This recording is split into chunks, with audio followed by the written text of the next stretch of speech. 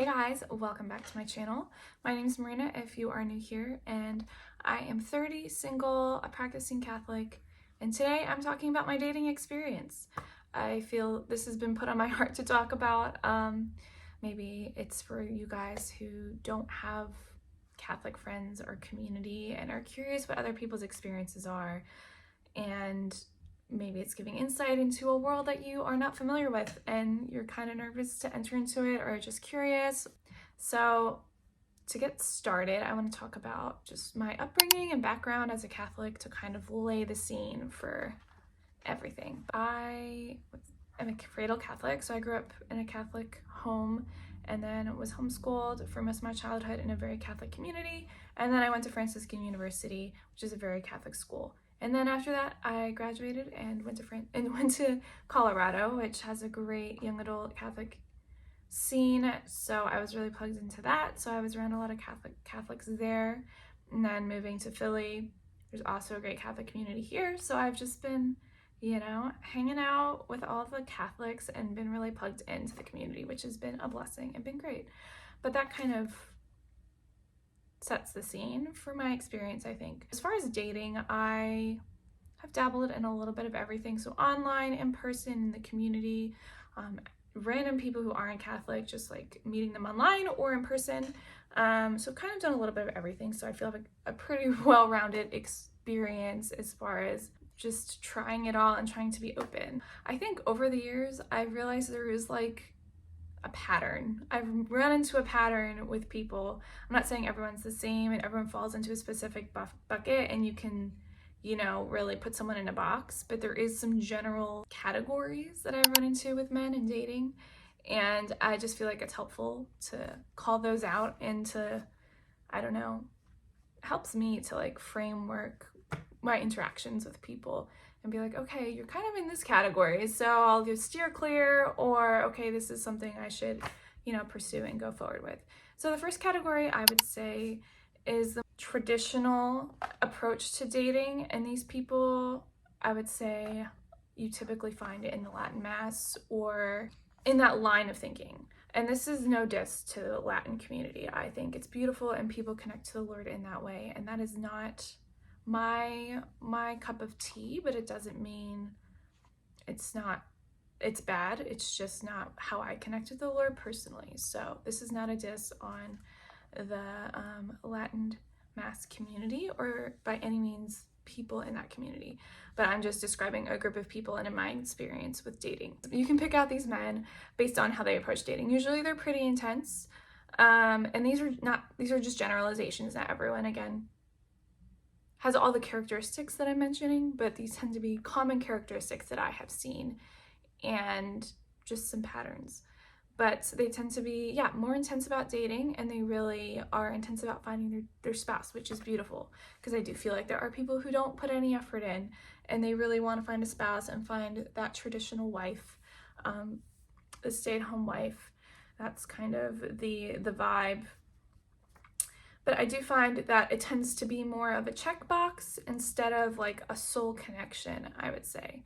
And it is important to have all the alignment of like interests, beliefs, all those things do have to check out, and the boxes have to be checked, right? We're all looking for someone who checks our boxes at the end of the day. But I personally am looking for more than that. I want it to be like a very special connection that's beyond just boxes being checked, but that's just my personal preference, more of like a soul connection. But I do feel like the people in this category, the more traditional men, are kind of negating the soul connection and more focused on just checking the boxes. And typically on these types of dates, I've found it's more of an interrogation, and they go straight to the point of like, what are your values? What are you looking for? Do you want to be a stay-at-home mom, or do you want a job, and do you want a career? And they typically aren't looking for a career woman or someone who would be wanting to work. They are looking for someone who wants to have lots of children, who is a little bit more conservative and covered up and has more conservative political views, and it is a little more political a lot of times. And that's great if that's your boat. And those men are very direct and very straight to the point and really go after what they want. If they want a wife, they go and get a wife. They ask people on dates and are very intentional. But it's definitely a little more intense, and that is not my cup of tea. But there are a good amount of good guys in that category, so I would say that's one category, and not everyone in that category is all the same, so there's some variation, of course. And then the second category, I would say this is a large percentage of the Catholic men that I've dated and met, and even this goes beyond Catholic people, is people hate being single and who complain about it and who are like, oh my gosh, I just want to date, and who are like openly single and not happy about it. And these types of men, they're not always, okay, there's varieties of how this shows up, but there's definitely overarching theme of they hate being single. But these men aren't in the traditional category in the sense that they don't do anything about it. They flirt with a lot of women, and I have been subject to this. They flirt around, and then they're like, oh, I don't have a girlfriend, blah, blah, blah, but then they go and flirt with a bunch of girls at Catholic events or online. This can look like tons of messages, texting for weeks, months, and nothing really happens. So they're super single, but they're not ready to commit or to really make a relationship happen. And you can get caught in the sauce, lost in the sauce with these guys because they're cute, they're maybe charismatic, they're really friendly and flirty, and they seem interested and they invite you to things and they want to hang out one-on-one. It's unclear what's happening, and you keep thinking and wishing, oh, they'll ask me out for sure, they're showing interest, and your friends are like, yeah, he's totally into you, and nothing ever happens. Same with online. These guys message you back and forth, maybe carry on conversations for like weeks and months, and you're like, okay, one of these days they're gonna ask me on the date. The thing is, they never do. And I'm not saying guys in this category stay in this category forever, but they tend to live there for a while, and eventually you do grow up. I have seen it, it does happen, but there's no sense in waiting around for these people because they're clearly not ready, and there are signs. You know, I think especially there's a lot of cute guys in that category. They give you enough attention where you have a little hope and you entertain the idea, and then you're let down. So be careful. Men who complain about being single and flirt and just don't seem intentional but are single, and you're like, oh, they want to be in a relationship, I'll give them a chance, I'll hold out hope for them, they're giving me attention. They're not ready, they're not making it happen. They're just not there yet, and you kind of have to let it go. You have to let it go. I know it's hard. I've been hung up on people in that category before and been very disappointed by them. You'll have been there. But there's hope for them. They can move on. I know a handful of guys who are in that category who are now engaged or married. So some people just take a lot of time. But it's helpful to know the signs, to know, okay, guy is in this category, and we just got to step away and let them mature at whatever speed God wants them to mature and just move on. But it's frustrating for sure because there's a lot of cute ones. And then the last category, which I would say is a smaller percentage than the other two that I had just mentioned, is the men who are ready and willing. And you're probably thinking, oh my gosh, if you meet one of these, it's a done deal, you found your guy. And that is not always the case, but ready and willing, meaning they've got their life together, they're ready to pursue, and they are not necessarily as intentional as the chatty guys or as on top of it, but they got their life together more than the guys who are complaining about being single. These guys are taking action and making it happen, and that is great. But the thing is, in this category is, right, not all these guys are cute. So there's a lot of guys in these category that aren't cute. There are more cute guys in the complaining about being single category, and they stay there for a while. And the thing is, once they move into the ready and able category, they aren't there long. So once they are ready, they meet their person pretty quick. Whereas the not cute guys tend to be in this category for a while and tend to be single for longer. So there's a lot more of them in my experience. This is not objective truth. This is just my observations. Just to reiterate, okay, don't live your life by these observations as facts, because it's just my observation. But yeah, so these guys, they tend to, put in the work, take you on dates, maybe ask you to be their girlfriend. But the thing is, you have to weed through, are they cute? Do they share the same values as me? Do they want the same things as me? Are we compatible? There are so many other things that still need to be checked off. And not that we're looking at a checklist, but we all have that list that we're working from, and I think it's important to have. But just because someone asks you out doesn't mean they're your person.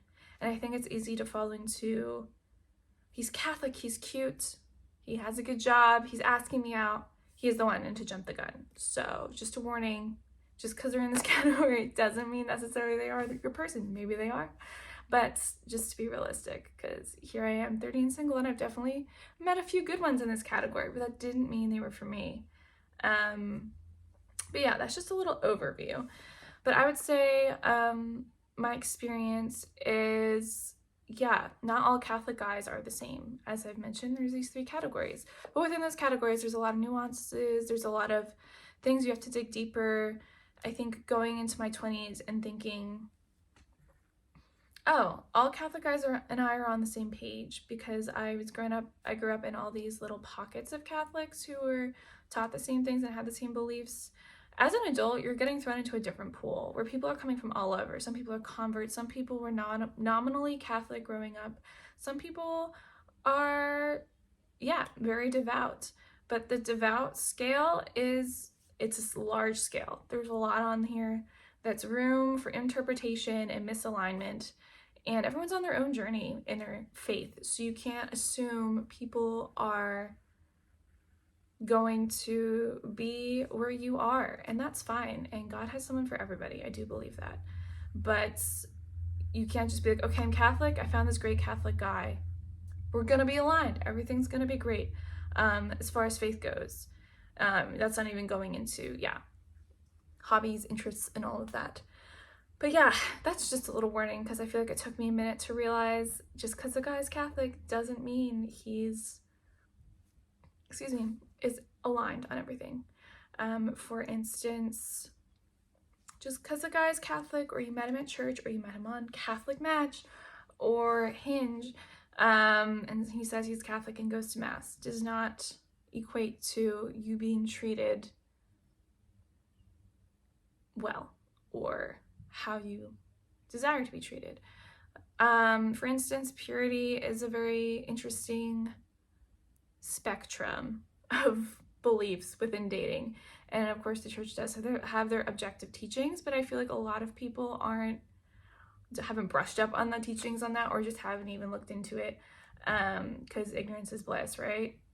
But yeah, I have found, and it's interesting, that yeah, a lot of guys who are Catholic, who I've met at church, who go to all the Bible studies and all the things, are not leading relationships in a pure way, in the way the church teaches. So if you're new to Catholic dating, be aware that those conversations need to be had early on, and you can't assume, because going in assuming is just, you're gonna get yourself in a sticky situation. Not all the times, but a lot of times. And it's interesting in my experience, like some of those people, when you talk about your boundaries and what the church teaches, and if they don't agree or haven't like been catechized in that way, it can be difficult and problematic, and a lot of times it's hard to become aligned on that, and a lot of times you just have to walk away if it's not going to be up to the standard of the church and what you believe.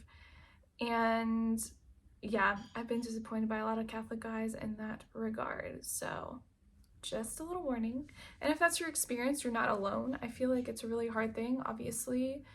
If you're attracted to someone, there's a lot of struggle there. So yeah, just something to look out for and keep in mind, and that's just been my experience. But yeah, I would say there isn't one avenue that I've found to be more successful. Obviously, I'm not married, so it's hard to say if one avenue is better than any other. And I think I know lots of Catholic people who are married, and a lot of them have met in a multitude of different ways. In person, online, Catholic Match, Hinge, Bumble, Coffee Meets Bagel. I mean, in person, the list goes on and on. So it's really, God uses whatever he wants to. So you have to figure that out for yourself, but I do think there are good people everywhere, and you have to not write things off. I think it's good to be open, but also follow your gut, because you know what? God uses your own intuition to guide you. But I would say with online dating, it is exhausting. I'm not someone who likes to text. I have trouble responding to people I love with text messages. So it's really agonizing for me to be texting random people. Again, in that second category where they're single and they want to talk to people and have a girlfriend, but they don't take the steps to go on a date. And so I end up in these like limbo situations where I'm talking to these guys for like weeks and months. And I'm like, oh my gosh. And I'm someone who wants someone to initiate and to lead a relationship. I'm not going to give them any sense that I am going to take the reins on in any capacity, because I don't want that to be my role in the relationship. And so I kind of just let things play out how they're going to play out. And of course, I give nudges and hints and try to tee things up for them, but I'm never straight up asking anyone out. And that's just my own personal preference, because I don't want to be the leader in the relationship. So I am trying not to confuse things by initiating early on. I'm trying to give people space to lead. And I think that is challenging for online dating, for sure. Lots of chatting, not much action. There's a few people who ask you out right away just for coffee, but not very much, unfortunately. So I would say that is a struggle with that. And I do find in person is ideal, but it is a little more messy, because if they're part of your social circle, there's a little more pressure than just going and grabbing coffee with a stranger, because it will have a ripple effect in your social group and social settings. So there is pressure there for them, and especially if there's a lot of mutual friends and connections, they don't want to mess it up. So it will take more time if you're trying to get on dates and meet people and, you know, want things to get moving. Maybe online is better. Catholic Match, I'll warn you, if you haven't been on there already, lots of people have met people on the Catholic Match, and I believe it, and I believe the Lord uses it for sure. But there are a lot of strange people on there, and it's easy to be deterred. I've deleted that app so many times just because I've been disappointed and kind of let down by the strange interactions on that app. But there are a few good gems. My sister has met her boyfriend there, and he's really great. So it can work for your people if you're willing to weed through some really interesting interactions. The name of the game here is tenacity, is what I've learned. You just gotta keep getting up and trying again and not getting discouraged, even though it's easy to get discouraged because it's rough. It's rough out there, and it takes a lot of energy, and it's not as easy as maybe as it once was. So, but yeah. And I would say, as far as dating non-Catholics, I don't know who needs to hear this, but some non-Catholics will treat you better than the Catholic men you go out with. And I was surprised by this, but honestly, like, God can lead anyone to him at any point in time. And just because someone's Catholic doesn't mean they're a great person. And just because someone isn't Catholic doesn't mean they're a bad person. And I've had a boyfriend who was like so respectful of my boundaries and really respected me for having boundaries and morals, and was like, wow, that's really admirable. And I admire your discipline and your self-control and how you are upfront and just valuing a deeper connection, and didn't push my boundaries, where I've dated men who push my boundaries and challenge me on them who are Catholic. And I think that needs to be said, and I hope, you know, you're not writing people off just because they're not Catholic. It is ideal, of course, but you know what? Everyone's on their journey, and you can't fault people for never encountering the Lord. And they could have amazing hearts. Like, this guy was a really good guy, really cared about people, went out of his way for people, was very disciplined and virtuous in his own right. Didn't work out for, nothing bad happened. It just wasn't the right match for me. But just to go to say, don't write people off, you know, you never know. And you kind of have to figure it out yourself, I would say. And give things time and just be open. Obviously, you need to like know what's going to work for you and what's not. Like, if that's not something you can navigate or don't want to, that's totally fine. But don't limit what the Lord can do, is what I would say. And yeah, I would be open. You never know. You never know what someone's journey is.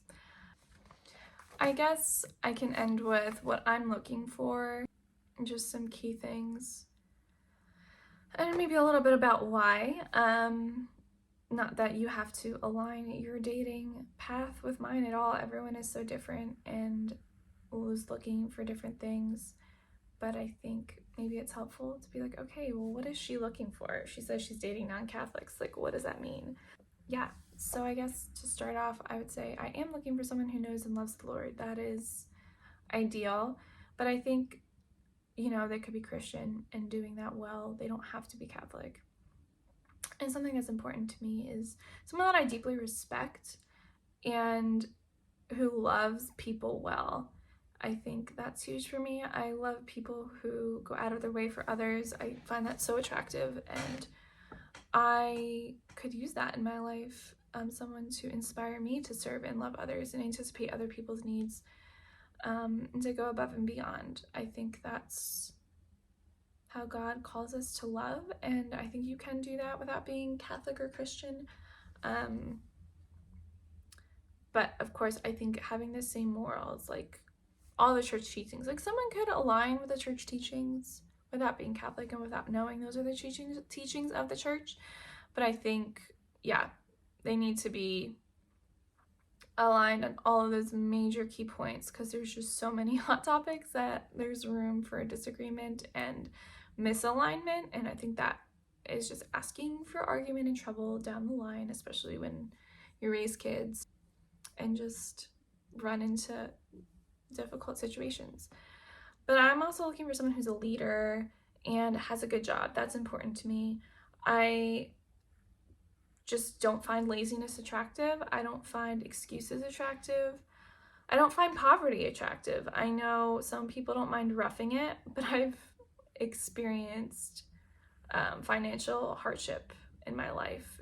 Childhood, there's so many kids in my family, and my parents really did their best, but we were spread thin financially. And I know the stress that comes with that when your parents are struggling financially, and I don't want that on my children. I don't want that for them. This is no diss on my parents. I love them so much, but if I can avoid that, that's, yeah. And I know not everyone's in a career that they want to be in long term yet, and maybe not making a lot of money right when you meet them. But I am 30, so at this point, you know, in my stage of life, this is something that I'm looking for. Someone who has a stable career, a good career, who is a go-getter and is going to make it happen, and values that. Not that they're greedy or want to be showy and have, you know, all these flashy things. It's more about a motivation to provide for a family and knowing how much that costs. It's not cheap. That's important to me. And I know that's not everybody's thing. And I know there's a lot of people working in ministry and serving the church, and that's beautiful. And I admire them for it. But I don't want to be married to someone who is actively pursuing that kind of field, because I want my family to be taken care of. So that's just me. And so that weeds out a lot of people, because there are a lot of people in ministry who are Catholic who love Jesus. Yeah, so that is something that's on my list that is very important to me, just based off my background. And I kind of going along with that, I want to be a stay-at-home mom. I think I will be the best mom possible if I don't have to work. I'm not the most energetic and type A person, so I'm gonna need all of my energy to pour into my children. I don't think I would do well being split a million ways, having a job and taking care of my kids. And I do love working. I do like my field that I'm in. I do enjoy projects and managing and working with people, and it's really fulfilling for the season that I'm in. But I think if I'm going to be a mom, I want to give it 100%. And so with that, I need someone who can provide for our entire family, and there isn't financial stress where I have to go to work and then my kids are being neglected in certain capacities because I have to go and put energy into work. Because I'm a low energy person, I think that would be a real huge disservice to my children. So that's important to me. Maybe down the line I'll work part-time, and I don't know what the future holds, but that is something that's on my heart, and I don't want to compromise on that. Another thing is someone who is, very family oriented and wants to have children and is great with children and is really going to fit well into my family. My family is pretty large. I have 4 siblings. Two of them have a bunch of kids, and I want them to fit in well and to see the value of family, because we spend a lot of time together. We prioritize each other as a family, and I want someone who values that as well and will invest in relationships within my family and all of that. So that's important to me as well. And I want someone whose interests align with mine. They don't have to be the same, but I want to enjoy doing things with them when we do have free time, especially down the line when we retire. I want him to enjoy traveling and listening to live music and exploring the city, eating delicious food. Just like some key things, not everything. I think it's healthy to have your own interests and hobbies, and to be a little different than your person. Okay, just to wrap things up, if you've made it this far, thank you for watching. I hope this was interesting and insightful and helpful in your journey in dating, just to see a little inside look into someone in their adult life who's Catholic and single, trying to navigate the dating scene. And if it wasn't helpful, I hope it was entertaining or just interesting to listen to. But again, this is all just my personal experience. This isn't going to be the same for everybody, so don't be, intimidated or expecting the same experience from your journey. But I would love to know in the comments how dating is for you, maybe your experiences to share with everyone else so we don't feel so alone, maybe just to connect with others and to feel encouraged and to have that solidarity. I think it's helpful to not feel so isolated and alone, especially when we have these very unique views that are not common, and it's hard to navigate that all. But I appreciate you all being here and listening, and if you'd like any other videos on dating, any different topics around dating, I can dive in more to different things that I've maybe mentioned throughout the video. Let me know in the comments below. I'd love to know, and I can try and work on that.